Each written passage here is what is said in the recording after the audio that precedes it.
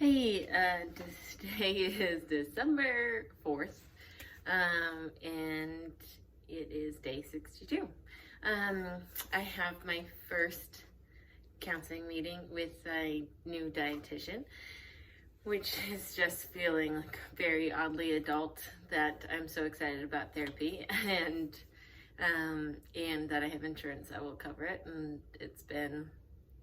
I haven't had a dietitian since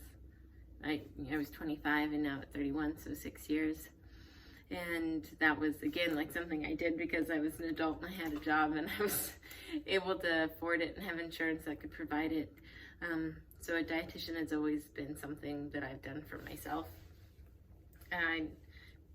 never had one when I was a teenager going through it. Really, I guess that's not true. I had one kind of, but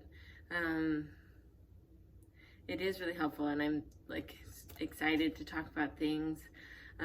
hopefully share about this channel and the daily entries and kind of this 90-day project. And it's like I feel like I have all these things stored up that I want to talk about, and I just can't wait to just have somebody whose professional job is to help me figure them out. And I think so far in these 62 days, it's just coming more to terms and acceptance with where I'm at in my recovery and in the life that I'll be living with it. Coming to terms with it, making peace with my disorder and my recovery and what that means for my life and the rest of my life, and how, it's not about, okay, I'm going to fix myself in 90 days, but it's like, do I have the capacity to take my recovery serious and to do what's best for me whenever I need to? And I don't think it'll be helpful to do these entries every day for the rest of my life, but for now it is helpful. And it's like, I have a hiccup, but then there's this desire to still feel hopeful to get through it. And the last couple of days I've been listening to podcasts more on mystic spirituality and reading Mary Oliver and Rilke and Rumi, and I forget that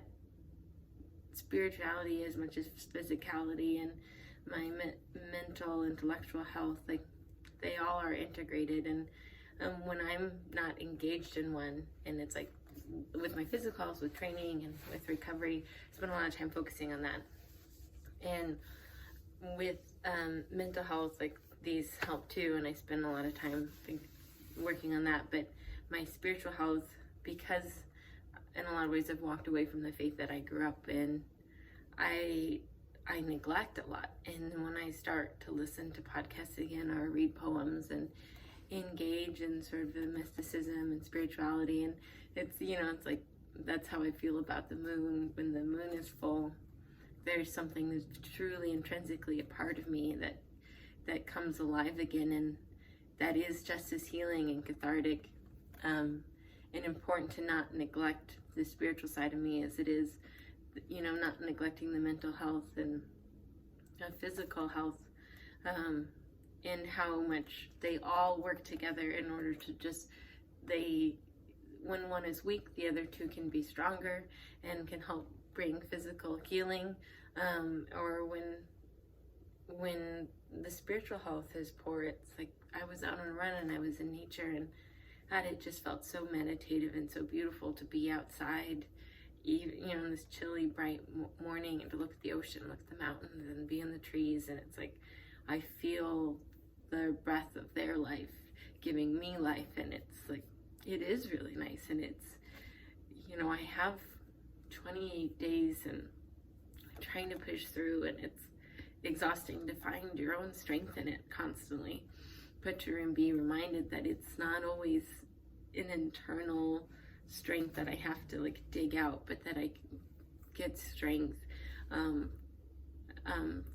the rest of the living things around me, and just seeing that through a spiritual lens again is really healing. And it did bring a lot of peace and comfort today, and I just focused on the present moment of it, of just being in this moment and feeling more alive and feeling more whole, being present around other things that never will struggle with an eating disorder or recovery, and their goodness can just infuse me and help heal me.